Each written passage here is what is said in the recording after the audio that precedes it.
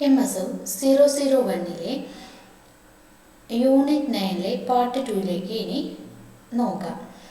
Basis of legitimacy, traditional, legal, rational and കാരിസ്മാറ്റിക്കിനെ കുറിച്ചാണ് ഇനി നമ്മൾ പറയാൻ പോകുന്നത്. ജർമ്മനിയിൽ നിന്നുള്ള പ്രമുഖ സാമൂഹ്യശാസ്ത്രജ്ഞനായ മാക്സ് വെബറാണ് ഇതിൻ്റെ അംഗീകാരം നേടിയത്. അദ്ദേഹം നിയമസാധുത പോലുള്ള വിഷയങ്ങളുടെ പ്രാധാന്യം തിരിച്ചറിയുക മാത്രമല്ല അതിനെ ശാസ്ത്രീയമായി വിശകലനം ചെയ്യുകയും ശ്രമിച്ചു എന്ന് പറയുന്നു. സാമൂഹ്യശാസ്ത്ര വിശകലനത്തിന് നിയമസാധുത ഒരു പ്രധാന വിഷയമായി സ്ഥാപിച്ച ശേഷം നിയമസാധുതയുടെ പ്രധാന അടിത്തറകൾ വ്യാപകമായി മാക്സ് വെബർ അതിനെ വ്യാപകമാക്കാൻ ശ്രമിച്ചു എന്ന് പറയുന്നു. മാക്സ് വെബർ നിയമസാധുതയുടെ 3 പ്രധാന അടിത്തറകളെ തിരിച്ചിരിക്കുന്നു. അതായത് പരമ്പരാഗതമെന്നും നിയമയുക്തപരമെന്നും കാരിസ്മാറ്റിക്. മാക്സ് വെബർ അധികാരവും അതിൽ തമ്മിലുള്ള വേർതിരിവിനെയും പറയുന്നു. മാക്സ് വെബറിന്റെ അഭിപ്രായത്തിൽ അധികാരം എന്നത് പ്രതിരോധത്തിന് പ്രചോദനം നൽകുന്ന തൻ്റെ ഇച്ഛാശക്തി നടപ്പിലാക്കാനുള്ള അതിൻ്റെ കഴിവിനെ സൂചിപ്പിക്കുകയും ചെയ്യുന്നു. അദ്ദേഹത്തിൻ്റെ അഭിപ്രായത്തിൽ നിയമസാധുതയുടെ അധികാരമെന്ന് വിളിക്കുന്നത് അദ്ദേഹത്തെ അധികാരങ്ങളുടെ നിയമസാധുതമായ അധികാരത്തിൻ്റെ വക്താവ് എന്നാണ് അദ്ദേഹത്തിനെ വിളിക്കുന്നത്. ട്രഡീഷണൽ അതോറിറ്റിയെക്കുറിച്ച് ഇനി നമുക്ക് നോക്കാം.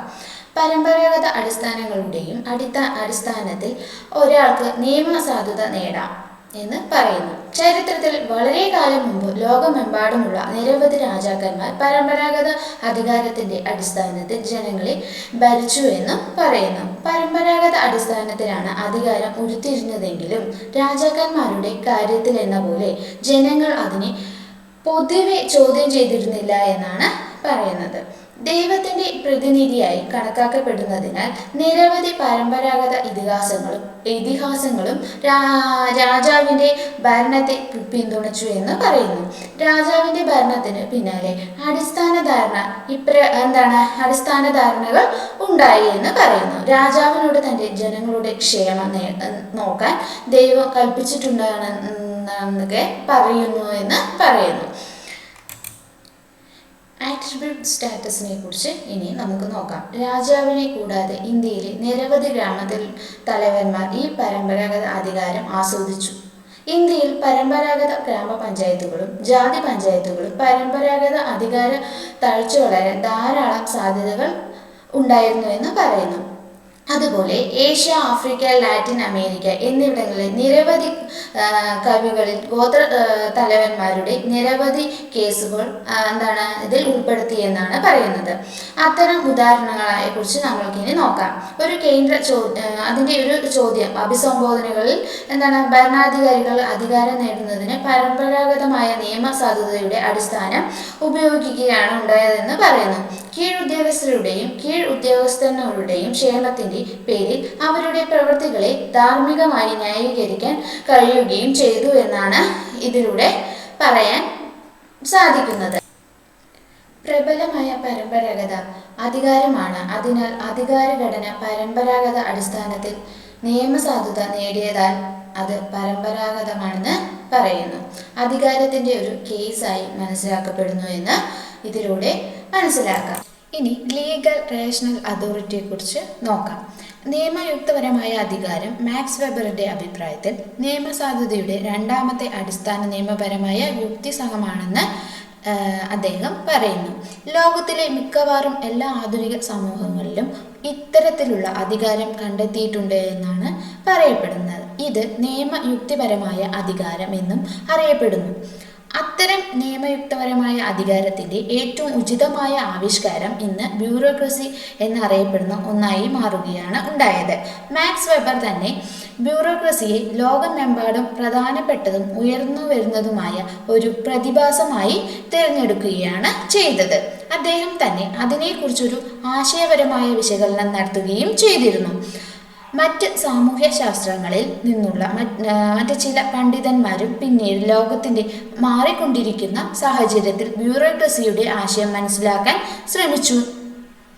മാക്സ് വെബറിന്റെ ഭൗതിക കരകൗശല വൈദഗ്ധ്യം കാരണം ബ്യൂറോക്രസിയെക്കുറിച്ചുള്ള അദ്ദേഹത്തിന്റെ ഫോർമുലേഷനുകൾ ഇപ്പോഴും ഒരു ആജ്ഞാപിത ബഹുമാനം ലഭിക്കുകയാണ് ചെയ്തത്. വാസ്തവത്തിൽ മാക്സ് വെബറിന്റെ ചർച്ചയിൽ ബ്യൂറോക്രസിയെക്കുറിച്ചുള്ള അദ്ദേഹത്തിന്റെ ഫോർമുലേഷനുകൾ പൊതുവായി ആരോപിക്കപ്പെടുന്നതിനേക്കാൾ വളരെയധികം അതിനെക്കുറിച്ചിട്ട് വളരെയേറെ അതിലേക്ക് ഉൾപ്പെടുത്തുകയാണ് ചെയ്തത്. ഉദാഹരണത്തിന് മാക്സ് വെബറിന്റെ ബ്യൂറോക്രസിയെക്കുറിച്ചുള്ള ഫോർമുലേഷനുകൾ അദ്ദേഹം അതിനെ ആദർശതരം എന്ന് വിളിക്കുകയാണ് ചെയ്തത്. ആധുനിക സംഘടനകൾ, സാമൂഹ്യ ശാസ്ത്രങ്ങളെക്കുറിച്ചുള്ള അദ്ദേഹത്തിന്റെ മൊത്തത്തിലുള്ള രീതിശാസ്ത്രം എന്നിവയെ ഉൾപ്പെടുത്തിയിരുന്നു. നിയമയുക്തസഹമായ അധികാരത്തിന്റെ അടിസ്ഥാനത്തിൽ ആധുനിക സംഘടനകളിൽ ബ്യൂറോക്രസിക്ക് എങ്ങനെ നിയമസാധുത ലഭിക്കുമെന്ന് മനസ്സിലാക്കുകയാണ് ഇതിലൂടെ ചെയ്യുന്നത്. ഇതിൽ ബ്യൂറോക്രസിയെക്കുറിച്ചുള്ള ചില അഭിപ്രായങ്ങൾ വ്യക്തമാക്കുകയാണ് ഇവിടെ ചെയ്യുന്നത്. എന്താണ് ഐഡിയൽ ടൈപ്സ് ബ്യൂറോക്രസി എന്നത് കൊണ്ട് ഉദ്ദേശിക്കുന്നത്? ബ്യൂറോക്രസി എന്ന ആശയത്തെ വിവിധ പണ്ഡിതരും അക്കാദമികന്മാരും രാഷ്ട്രീയ തന്ത്രജ്ഞരും പ്രശംസിക്കുകയും അതിനെക്കുറിച്ച് പറയുകയും ചെയ്തിരുന്നു. ബ്യൂറോക്രസിയെക്കുറിച്ചുള്ള പ്രഭാഷണങ്ങൾ അക്കാദമിക് ചർച്ചകൾക്ക് അപ്പുറത്തേക്ക് പോകുന്നു എന്ന് മനസ്സിലായി. രാഷ്ട്രീയവും ധാർമ്മികവുമായ കാരണങ്ങളാൽ അതിന്റെ പങ്ക് പലതവണ ചോദ്യം ചെയ്യപ്പെട്ടിട്ടുണ്ടെന്ന് ഇവിടെ വ്യക്തമാണ്. അദ്ദേഹത്തിന്റെ ധാരണയുടെ അടിസ്ഥാനത്തിൽ പ്രത്യേകിച്ച് USA-യിൽ മാക്സ് വെബർ 11 സവിശേഷതകൾ ഉൾക്കൊള്ളുന്ന ഒരു ആദർശ തരം ബ്യൂറോക്രസി നിർമ്മിക്കുകയാണ് ഉണ്ടായത്. ഈ ഘട്ടത്തിൽ ഒരു അതിൻ്റെ ഒരു വ്യക്തത ആവശ്യമാണെന്ന് അദ്ദേഹത്തിന് തോന്നുകയാണ് ഉണ്ടായത്. മാക്സ് വെബറിന്റെ ആദർശതരം എന്ന ആശയം ഇവിടെ ചർച്ച ചെയ്യുന്നില്ലെങ്കിലും അതിനെക്കുറിച്ചുള്ള ചില കാര്യങ്ങൾ മനസ്സിലാക്കി സൂക്ഷിക്കുകയാണ് അദ്ദേഹം ചെയ്തത്.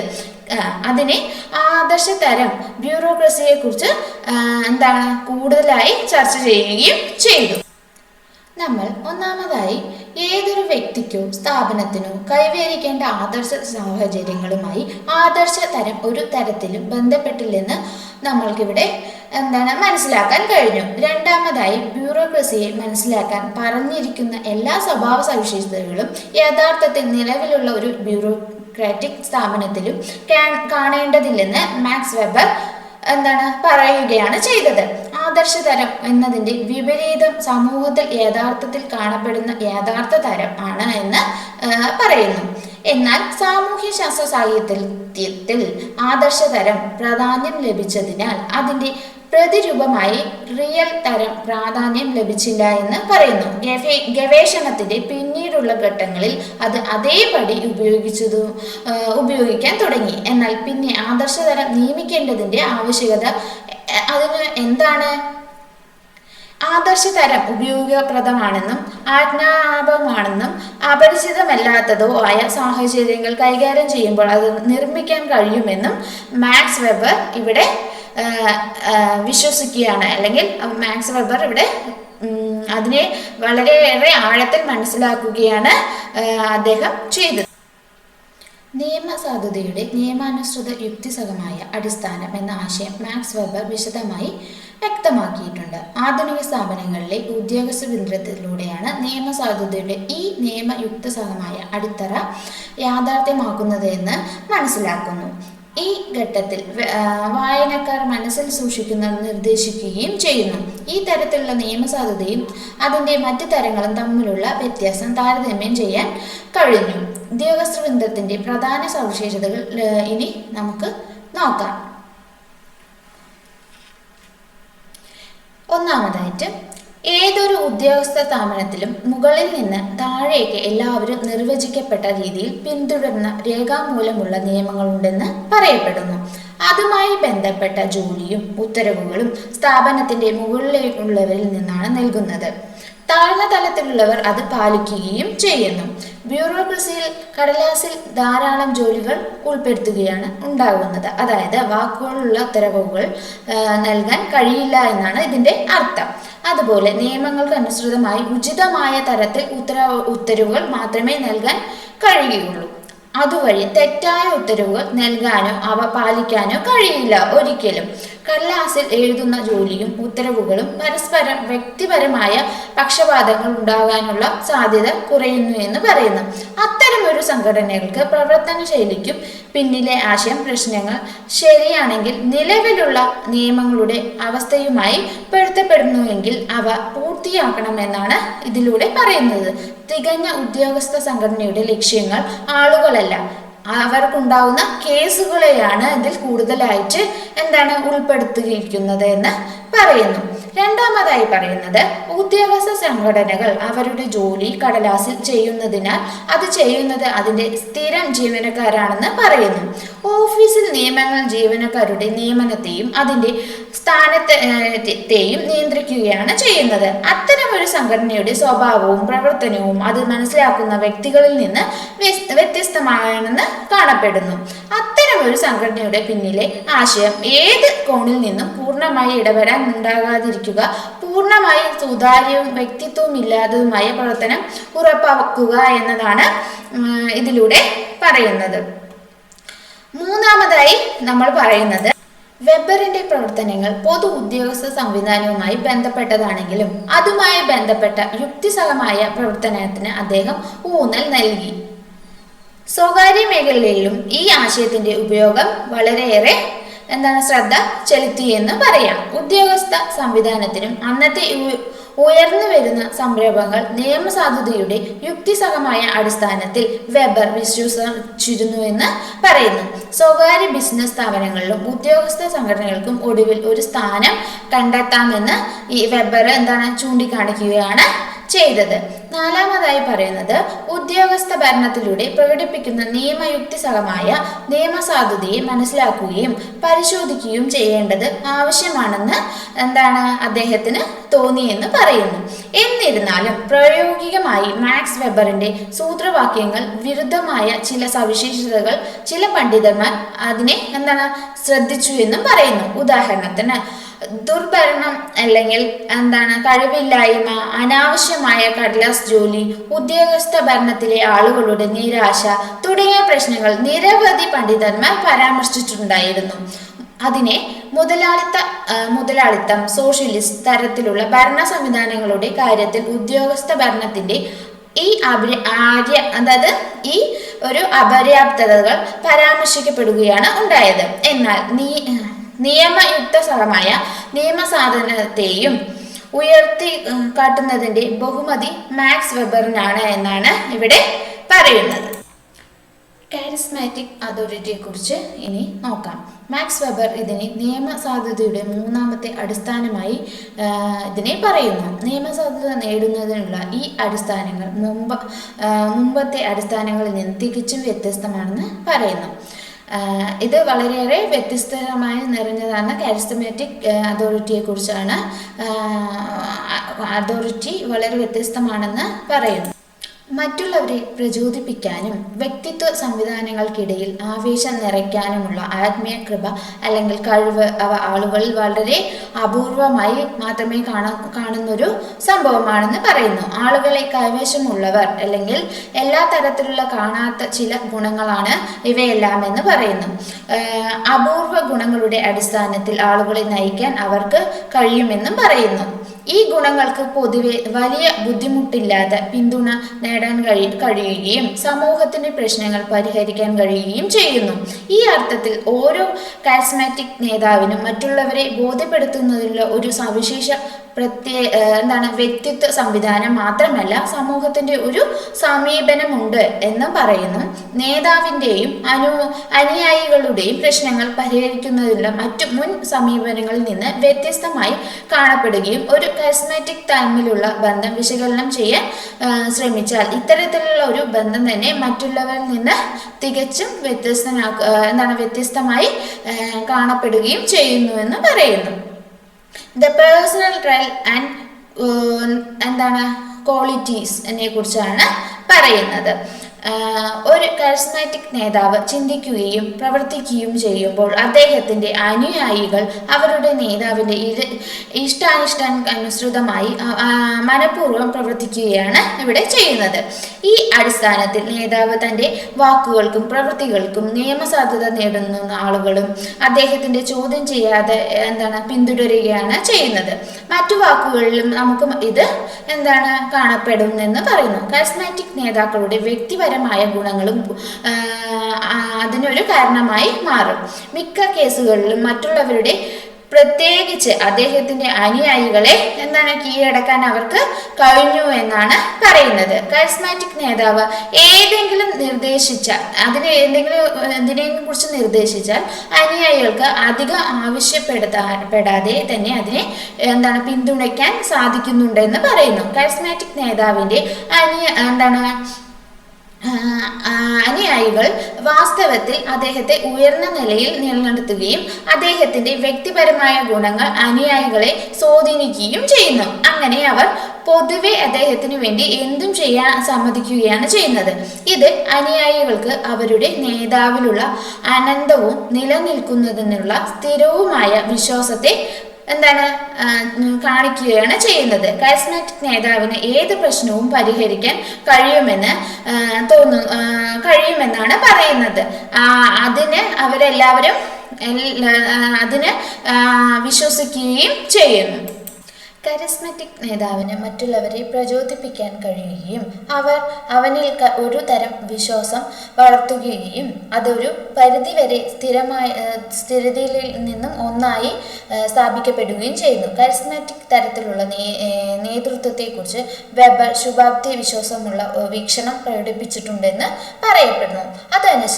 അതനുസരിച്ച്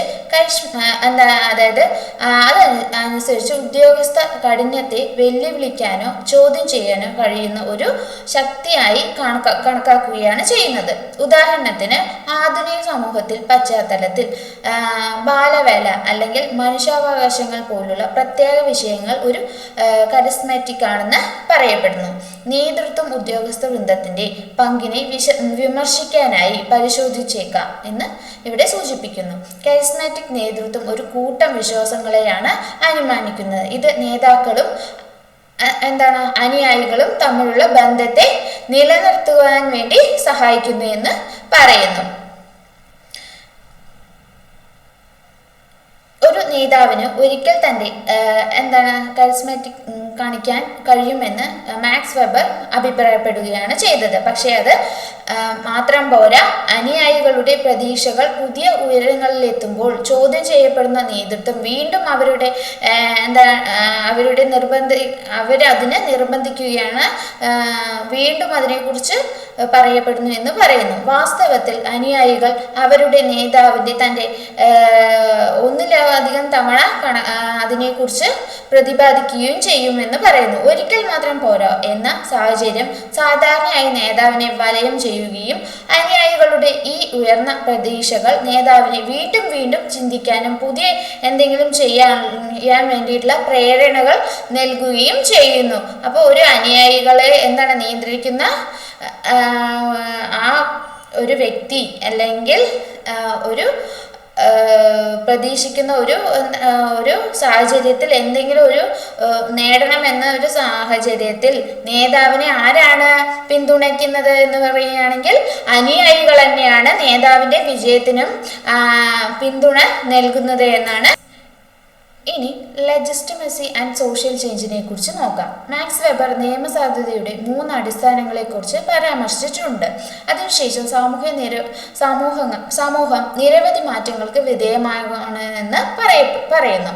മാക്സ് വെബർ നിയമസാധുതയെ 3 തരങ്ങളായി ചിത്രീകരിക്കുന്ന അദ്ദേഹത്തിന്റെ മറ്റ് ആശയവൽക്കരണങ്ങളുമായി സാമ്യമുള്ളതാണെന്ന് ഒരു ഘട്ടത്തിൽ അവ ആദർശപരമോ ശുദ്ധമോ ആയ തരങ്ങളായി കണക്കാക്കുകയാണ് ചെയ്തത്. മാക്സ് വെബറിന്റെ ഫോർമുലേഷനുകൾ നിയമസാധുതയുടെ പ്രധാന അടിത്തറകൾ ഉൾപ്പെടുത്തിയിട്ടുണ്ടെങ്കിലും അത്തരം അടിസ്ഥാനങ്ങളുടെ പട്ടിക സമഗ്രമായിരിക്കില്ല എന്നാണ് ഇവിടെ പറയുന്നത്. ഉദാഹരണമായി നോക്കുകയാണെങ്കിൽ ആധുനിക സമൂഹത്തിൽ പ്രൊഫഷണൽ അധികാരവുമായി ബന്ധപ്പെട്ട മറ്റൊരു പ്രധാന നിയമസാധുത അടിത്തറ തിരിച്ചറിഞ്ഞിട്ടുണ്ട് എന്ന് വ്യക്തമാക്കുന്നു.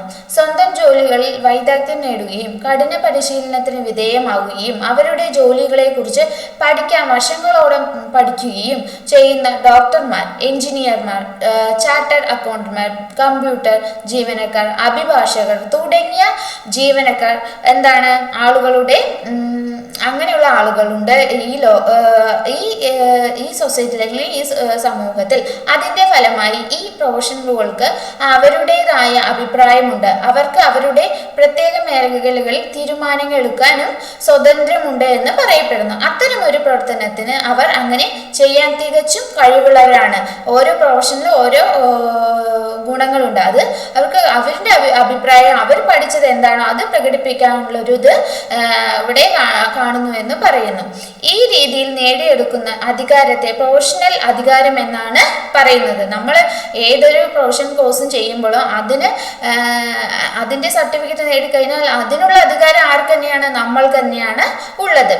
ദീർഘകാലം പരിശീലനത്തിന് ശേഷം നേടിയെടുക്കുന്ന സ്പെഷ്യലൈസേഷൻ അടിസ്ഥാനത്തിൽ അതിന് നിയമസാധുത ലഭിക്കുന്നു എന്നാണ് പറയുന്നത്. ഒരു ഉദാഹരണം ഇവിടെ നമുക്ക് നോക്കാം. രോഗിക്ക് ഏത് തരത്തിലുള്ള ചികിത്സയാണ് നൽകേണ്ടതെന്ന് തീരുമാനിക്കാൻ കഴിവുള്ളത് ഡോക്ടർക്ക് തന്നെയാണ്, അല്ലെ? അല്ലാതെ നമ്മൾക്ക് അറിയില്ലല്ലോ ഏത് തരത്തിൽ ചികിത്സിക്കാന്ന്. എല്ലാവർക്കും എല്ലാ കാര്യങ്ങളും ചെയ്യാൻ ഒരിക്കലും സാധിക്കില്ല.